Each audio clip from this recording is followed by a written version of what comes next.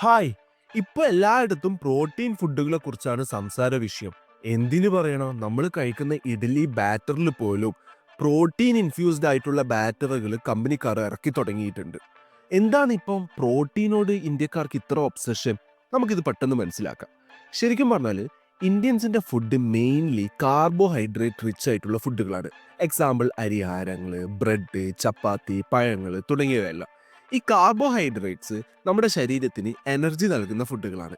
അതേസമയം protein rich ആയിട്ടുള്ള ഫുഡുകൾ, അതായത് chicken, egg, milk, cheese, nuts, ഇതെല്ലാം നമ്മുടെ ശരീരത്തിന് ബോഡി ബിൽഡ് ചെയ്യാനും മസിൽസ് ബിൽഡ് ചെയ്യാനുള്ള ഫുഡുകളാണ്.